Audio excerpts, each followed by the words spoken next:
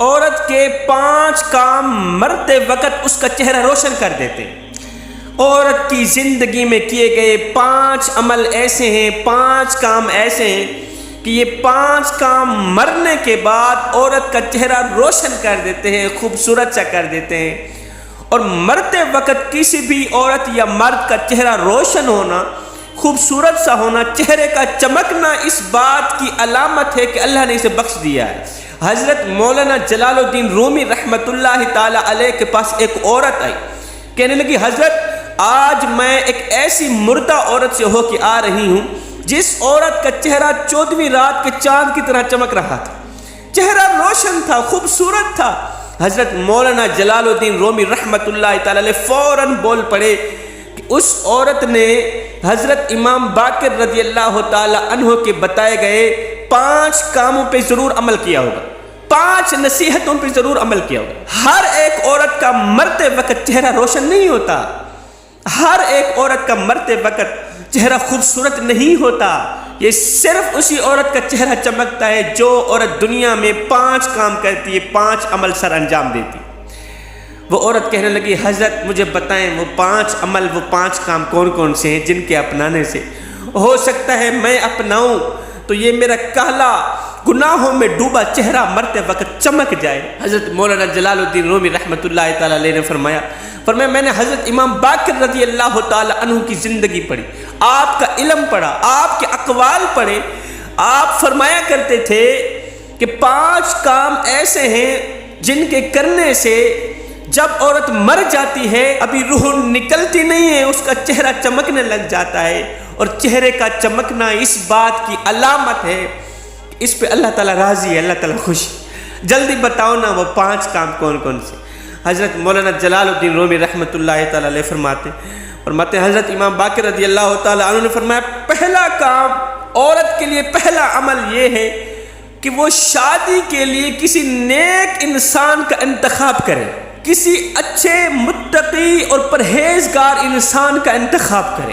اس سوچ کی بنیاد پر نیک انسان کا انتخاب کرے کہ میں تو گنہگار ہوں، میں تو بدکار ہوں، سیاہکار ہوں، خطا کار ہوں، میں تو کسی خاطئ کی نہیں ہوں، چلو میری زندگی میں آنے والا جو شخص ہے، میرا شوہر بننے والا جو شخص ہے وہ نیک ہوگا، متقی پرہیزگار ہوگا، 5 وقت کا نمازی ہوگا، اس کا بیٹھنا اٹھنا اللہ تعالیٰ کو بہت زیادہ پسند ہوگا، جب وہ بولتا ہوگا وہ بولتا نہیں ہوگا، وہ تو موتی رولتا ہوگا نا، اس کی ہر ایک دعا قبول ہوتی ہوگی۔ اس سوچ کی بنیاد پر وہ ایسے انسان کا انتخاب کرتی ہے کہ وہ مجھے نماز پڑھنے کی تلقین کرے گا، وہ مجھے حق سچ بولنے کی تلقین کرے گا، اور میں اس کے کہنے پہ، اس کی نصیحتوں پہ ایک تو عمل کروں گی تو اللہ مجھے ثواب دے گا۔ شوہر کی تلقین پہ، شوہر کی نصیحتوں پہ عمل کرنا بھی عورت کے لیے کار ثواب ہے۔ دوسرا، جب میں 5 وقت کی نماز پڑھنے کے لیے وضو کروں گی تو یہی وضو میرے چہرے کو چمکا کے رکھ دے گا، یہی وضو میرے چہرے کو روشن کر دے گا، یہ دنیا میں بھی روشن کرے گا، آخرت میں بھی روشن کرے گا۔ نماز کے لیے کیا گیا وضو عورت کے چہرے کو چمکا دیتا ہے۔ قیامت کا دن ہوگا، نفسا نفسی کا عالم ہوگا، ہر ایک عورت ہائے ہائے کی پکار رہی ہوگی، نفسی نفسی، اللہ بڑے جاہ و جلال میں ہوگا، غصے میں ہوگا، لیکن ایک عورت ایسی ہوگی جس کا چہرہ چمک رہا ہوگا، 14ویں رات کے چاند سے بھی بڑھ کر چمک رہا ہوگا، روشن ہوگا۔ عورتیں دیکھ کر حیرت میں پڑ جائیں گی کہ آج بھی اس کا چہرہ چمک رہا ہے۔ آج کل تو جس عورت کا چہرہ خوبصورت زیادہ ہو تو دیگر عورتیں دیکھتی ہیں کیا لگا رہی ہے، کون سی کریم استعمال کر رہی ہے، کون سا میک اپ استعمال کریں، کہاں سے میک اپ کرا کے آتی ہو، کہاں سے پالش کرا کے آتی ہو، کون سا پاؤڈر استعمال کر رہی ہو، چہرہ اتنا خوبصورت ہے، اتنا حسن ہے، چمک رہا ہے، کون سی کریم لگاتی ہو، کون سی دوائی استعمال کرتی ہو۔ لیکن قیامت کے دن کوئی یہ نہیں کہے گی کہ کون سی کریم لگاتی ہو، اس وقت یہ کہا جائے گا کہ آخر یہ دنیا میں کون سا ایسا عمل کیا کرتی تھی کہ جس عمل نے قیامت کے دن میں بھی اس کے چہرے کو روشن کر دیا ہے۔ اس کے چہرے کو 14ویں رات کے چاند سے بھی بڑھ کر حسین کر دیا ہے، اس کا چہرہ چمک رہا ہے۔ آخر یہ کون سا ایسا عمل کیا کرتی تھی؟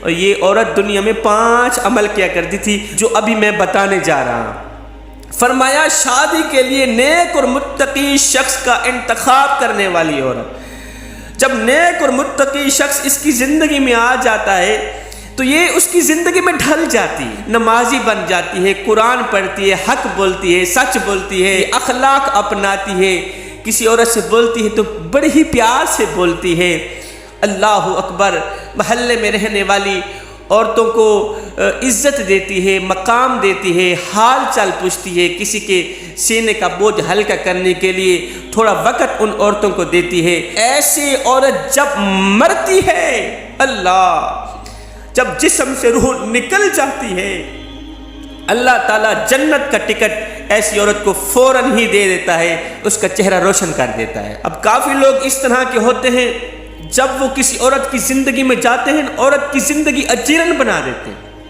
اس طرح کے بدبخت نوجوان بھی ہیں جو عورت کی زندگی میں جا کر اسے دنیا میں بھی تباہ و برباد کر دیتے ہیں، آخرت میں بھی تباہ و برباد کر دیتے ہیں، کسی خاطے کا نہیں ہے۔ ایک عورت حضرت سیدنا علی المرتضیٰ شیر خدا کرم اللہ وجہ الکریم کے پاس آئی، کہنے لگی حضرت کون سا ایسا انسان ہے جس کو اپنی زندگی میں لانے سے عورت کی زندگی تباہ و برباد ہو جاتی ہے؟ کون سا ایسا انسان ہے جو عورت کو ذلیل و خوار کر دیتا ہے؟ حضرت سیدنا علی المرتضیٰ شیر خدا کرم اللہ وجہ الکریم نے فرمایا 3 کام کرنے والے شخص سے بچنا، 3 لوگوں سے بچنا، یہ 3 بڑے ہی خطرناک لوگ ہیں۔ ایسے لوگ جس راستے سے آ رہے ہیں، شادی کرنا تو رہی بڑی دور کی بات، اپنی زندگی میں لے کے آنا تو رہی دور کی بات، وہ جس راستے سے آ رہے ہیں وہ راستہ بھی چھوڑ دینا، وہ اتنے خطرناک لوگ ہیں۔ اور یہ وہ بدبخت لوگ ہیں جن کو اللہ تعالیٰ صبح و شام نفرت کی نگاہ سے دیکھتا ہے، غضب کی نگاہ سے دیکھتا ہے۔ پوچھنے لگی حضرت وہ 3 بدبخت لوگ ہیں کون کون سے؟ تو حضرت سیدنا علی المرتضیٰ شیر خدا کرم اللہ وجہ الکریم نے فرمایا پہلا وہ شخص جو غیر محرم عورت کو گندی نگاہ سے دیکھتا ہے، جس نوجوان کی آنکھوں میں حیا نہیں، جس نوجوان کی آنکھوں میں غیرت نہیں، شرم و حیا نہیں، وہ تمہاری شرم و حیا ختم کر لے۔ جو خود عزت کے قابل نہیں وہ تمہیں ذلیل و خوار کر کے رکھ دے گا، جو خود ایماندار نہیں وہ تمہارے ایمان کو بھی تباہ و برباد کر کے رکھ دے۔ جھوٹ بولنے والا انسان، فرمایا جھوٹ بولنے والے انسان کو اپنی زندگی میں کبھی بھی نہ لے کے آنا تو سچا انسان۔ جھوٹ بولنے والا یہ وہ بدبخت ہے جس پر اللہ تعالیٰ لعنت کرتا ہے۔ مجھے بتاؤ اللہ جس پر لعنت کرے اور ایسے شخص کے ساتھ جو بھی جڑا ہوا ہوتا ہے سب پر لعنت پڑے۔ فرمایا تیسرا انسان جو خود کو دوسروں سے اعلیٰ تر سمجھتا ہو۔ یہ 3 لوگ ایسے ہیں جو عورتوں کی زندگی تباہ و برباد کر دیتے ہیں، جو عورتوں کو اللہ رسول کی نظروں سے گرا کے رکھ دیتے ہیں۔ اس عورت نے پوچھا حضرت شادی سے پہلے ہمیں کیسے پتہ چلے گا؟ کہیں وہ خامیاں پائی تو نہیں جاتی، مجھے کیسے پتہ چلے گا، میں کیسے پہچان پاؤں گی؟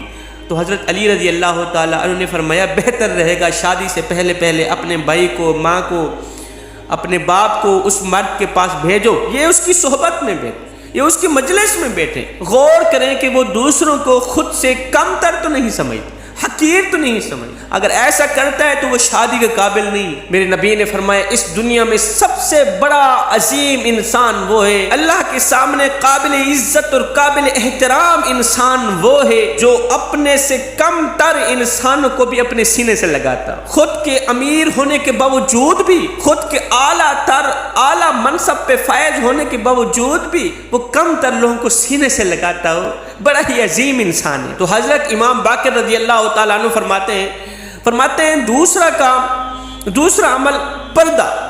فرمایا پردے میں رہنے والی عورت کا چہرہ بھی مرتے وقت ایسے چمکتا ہے جیسے 14ویں رات کا چاند چمک رہا ہو، بڑا ہی خوبصورت ہو جاتا ہے۔ جو عورت پردے میں رہتی ہے، غیر محرم مردوں کے سامنے جانا گوارا نہیں کرتی۔ مدینہ شریف کی دہلیز پر ایک عورت رہا کرتی تھی جو بے حیا تھی، بے حیائی اس کے اندر کوٹ کوٹ کے بھری گئی تھی۔ وہ غیر محرم مردوں کے سامنے جاتی تھی، فحاشی پھیلا رہی تھی، فحش گوئی باتیں کیا کرتی تھی۔ غیر محرم مردوں کے سامنے جانا، نمائش کرنا، گپ شپ کرنا، باتیں کرنا۔ وہ بے حیائی میں بڑی ہی مشہور تھی۔ ایک دن میرے کریم نبی جناب حضرت محمد مصطفیٰ صلی اللہ علیہ وآلہ وسلم ایک چبوترے میں بیٹھ کے آپ سریج کھا رہے تھے، اسی عورت کا وہاں سے گزر ہوا۔ جب میرے کریم نبی کے قریب سے گزری تو میرے کریم نبی کو دیکھ کر وہ بے حیا عورت کہنے لگی، اسے دیکھو، ایسے بیٹھا ہے جیسے کوئی غلام بیٹھتا ہے، ایسے کھا رہا ہے جیسے کوئی غلام کھاتا ہے۔ سن کر میرے کریم نبی نے فرمایا، دنیا میں مجھ سے بڑا اللہ کے سامنے عاجز انسان بھلا کون سا ہو سکتا ہے؟ مجھ سے بڑا عاجزی اختیار کرنے والا اللہ کے سامنے کون ہو سکتا ہے؟ اس عورت نے کہا، اکیلے اکیلے کھا رہے ہو، کسی سے پوچھتے بھی نہیں ہو کہ کسی نے کھانا ہے یا نہیں کھانا؟ میرے کریم نبی نے فرمایا، اگر تم نے کھانا ہے تو آ جا۔ وہ بے حیا عورت میرے کریم نبی کے پاس آئی، میرے کریم نبی نے فرمایا، کھا لو۔ کہا، نہیں، میں نے تو آپ کے ہاتھوں سے کھانا ہے۔ میرے کریم نبی نے ایک لقمہ اٹھایا، اسے دینے لگی۔ کہا، نہیں، میں نے یہ بھی نہیں کھانا، میں نے وہ کھانا ہے جو آپ کے منہ میں۔ اللہ اکبر! اللہ دیکھ رہا ہے، نوری فرشتے دیکھ رہے ہیں، اللہ تعالیٰ دیکھ کے مسکرا رہا ہے، فرشتے دیکھ کے مسکرا رہے ہیں کہ میرا حبیب کرتا کیا ہے۔ اللہ دیکھ کے مسکرا رہا ہے کہ میرا پیارا میٹھا حبیب کرتا کیا ہے۔ جب اس بے حیا عورت نے کہا نا، میرے نبی جانتے ہیں بے حیائی میں یہ مشہور ہے، میرے نبی جانتے ہیں، جب اس بے حیا عورت نے کہا میں نے تو وہ والا کھانا ہے جو آپ کے منہ میں ہے، تو میرے کریم نبی نے وہ منہ والا لقمہ اٹھا کے اس کے منہ میں ڈالا۔ سبحان اللہ! منہ والا لقمہ سریج نکال کے اس کے منہ میں ڈالا۔ جیسے ہی اس کے منہ کے اندر وہ لقمہ گیا، اس کے اندر انقلاب برپا ہوا، اس کے اندر روشنی جاگی، مدینے والے کی محبت، مدینے والے کے فرمان اس کے اندر گئے۔ اسی دن سے لے کر مرتے وقت تک وہ عورت بغیر کسی پردے کے باہر نہیں نکلی تھی۔ لکھنے والے لکھتے ہیں اسی دن سے مرتے وقت تک وہ عورت کسی غیر محرم مرد کے سامنے نہیں گئی، کسی غیر محرم مرد کو نظریں اٹھا کے دیکھا بھی نہیں تھا۔ پھر اس کی آنکھیں حیا کے دامن میں چھپ گئی، اس کا سر حیا کے دامن میں چھپ گیا۔ اب جہاں بھی جاتی پردہ کر کے جاتی، اتنا پردہ کرتی تھی، جہاں بھی جاتی نظریں نیچے کر کے جاتی۔ ایک دن میرے کریم نبی کے قریب سے گزری، اس کی نظریں نیچے ہیں، میرے نبی کو پتہ چلا کہ یہ تو وہی عورت ہے۔ جب وہ گزر کے جا رہی تھی، میرے نبی نے فرمایا، اے پردے میں چھپی عورت، تیرا پردے میں چھپا چہرہ اللہ تعالیٰ روشن کر دے، تیرا پردے میں چھپا چہرہ اللہ روشن کر دے۔ جب وہ مر رہی تھی، رات کا وقت تھا، باہر کو 14ویں رات کے چاند نے روشن کر رکھا تھا، اور اس کے اندھیرے کمرے کو اس کے پردے کے اندر چھپے چہرے کی روشنی نے روشن کر رکھا، اس کا چہرہ روشن ہی روشن۔ فرمایا، تیسرا کام بسم اللہ پڑھنے والا عمل۔ جو عورت ہر ایک کام میں بسم اللہ کہتی ہے، بسم اللہ پڑھتی ہے، وہ بسم اللہ پڑھنے کی عادی ہے، کوئی بھی کام کرتی ہے بسم اللہ سے شروع کرتی، بسم اللہ پر ہی ختم کرتی۔ ایک عورت تھی، وہ ہر ایک کام میں باتوں پہ بسم اللہ پڑھا کرتی تھی، بسم اللہ کہتی تھی، کوئی بھی کام کرتی، بچوں کو دودھ پلانا، بچوں کو کھانا کھلانا، کسی بھی برتن کو ہاتھ لگانا، وہ بسم اللہ ضرور پڑھتی۔ اس کا شوہر بڑا ہی منافق تھا، اس کا یہ عمل شوہر کو بڑا ہی ناپسند تھا، اس کی یہ حرکت شوہر کو ناپسند۔ اب شوہر نے اسے بے عزت کرنے کے لیے، اسے شرمندہ کرنے کے لیے، اسے ڈانٹنے کے لیے شوہر نے کیا کیا، ایک تھیلی اٹھا کر دی، کہا اسے محفوظ جگہ پر رکھ۔ اس بسم اللہ پڑھنے والی بیوی نے بسم اللہ پڑھتے ہوئے وہ تھیلی لی، بسم اللہ پڑھتے ہوئے ایک محفوظ جگہ پر رکھ۔ ایک دن بیوی کی غیر موجودگی پر شوہر نے کیا کیا، وہ تھیلی اٹھائی، گھر کے اندر کنواں تھا، اس کنویں کے اندر پھینک دی، وہ تھیلی وہاں غائب ہو گئی۔ واپس آیا، جب بیوی آئی تو کہنے لگا، وہ میں نے تھیلی دی تھی، وہ تھیلی لے کر آؤ نا۔ اب اس کی سوچ تھی اس کو تھیلی نہیں ملے گی، پھر میں اسے ڈانٹوں گا، اسے ماروں گا، پھر میرے اندر جو منافقت ہے نا، میں منافقت کا فل اظہار کروں گا، فل ساتھ دوں گا، اسے ذلیل کروں گا، اسے شرمندگی کا سامنا کرنا پڑے گا۔ میں اسے کہوں گا یہ بسم اللہ ہی سب کچھ کروا رہی ہے، بسم اللہ پڑھتے ہوئے وہ تھیلی رکھی تھی غائب ہو گئی۔ اللہ اکبر! جیسے ہی شوہر نے کہا تھیلی لے کر آؤ، تو یہ عورت بسم اللہ پڑھتے ہوئے اندر گئی، وہاں پر ہاتھ جانے ہی والا تھا، میرے اللہ نے فرشتے کو حکم دیا، فرشتے کیا کر رہا ہے؟ مولا فرشتہ تو تیری تسبیح بیان کر رہا ہے۔ میرے اللہ نے فرمایا جلدی جا، کنویں کے اندر تھیلی پڑی، وہاں جا کر رکھ دے جہاں میری اسلام کی مقدس شہزادی بسم اللہ پڑھتے ہوئے وہ تھیلی اٹھا رہی ہے، اسی جگہ پر جلدی جا کے رکھ دے۔ فرشتہ آیا، جیسے ہی اس نے بسم اللہ پڑھتے ہوئے تھیلی کے اوپر ہاتھ رکھا، اسی جگہ پہ ہاتھ رکھا تو اس کے ہاتھ میں تھیلی آئی، تھیلی واپس شوہر کو دی۔ شوہر نے جب تھیلی کو دیکھا تو اس کی چیخ نکل گئی، رو کر کہنے لگا مالک میری توبہ، مالک میں تو ابھی سمجھا کہ بسم اللہ کی برکت کیا ہوتی ہے۔ تو بسم اللہ پڑھنے والی عورت کا بھی مرتے وقت چہرہ روشن ہوگا، اس لیے کہ یہ وہ عمل کر رہی ہے جو عمل اللہ رسول کو بہت ہی زیادہ پسند ہے، جس عمل میں برکت ہی برکت۔ نمبر 4، حضرت امام باقر رضی اللہ تعالیٰ عنہ فرماتے ہیں اس عورت کا چہرہ بھی مرتے وقت چمک جاتا ہے جس عورت کا کوئی عمل ایسا ہو جو عمل انسان کو اللہ کا محبوب بنا دے، جو عمل کسی نوجوان کو اللہ کا محبوب بنا دے، کوئی عمل ایسا ہونا چاہیے۔ ایسی عورت کا چہرہ بھی 14ویں رات کی طرح چمکتا ہے۔ مدینہ شریف میں ایک خوبصورت عورت رہا کرتی تھی، اب وہ عمل بتانے جا رہا ہوں، وہ عمل کس طرح کا ہونا چاہیے۔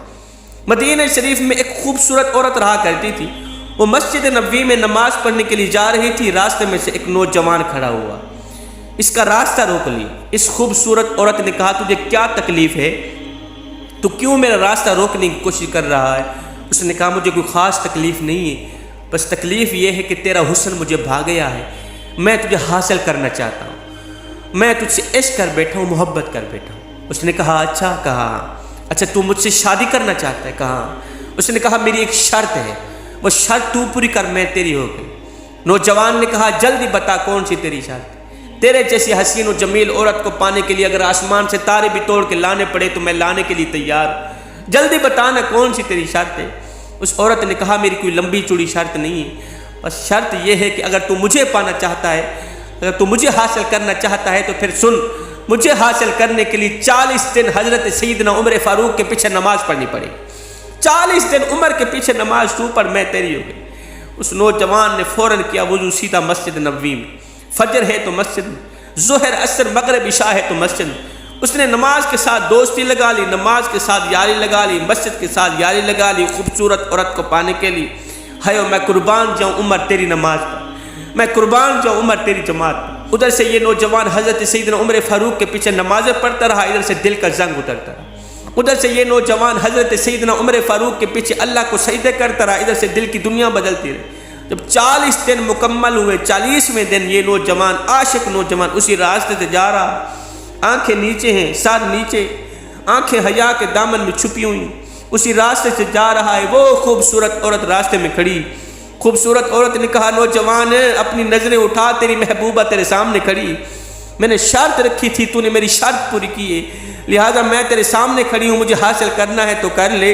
اس نوجوان نے اپنا سر اٹھایا، سر اٹھا کر کہنے لگا اے حسن کی ملکہ، او شہزادی، اب اپنے گھر کی طرف راہ لے، اب مجھے تیری کوئی ضرورت نہیں رہی، اب مجھے تیری کوئی ضرورت نہیں رہی، اس لیے کہ عمر نے میرے دل کا تعلق میرے رب سے جوڑ دیا ہے۔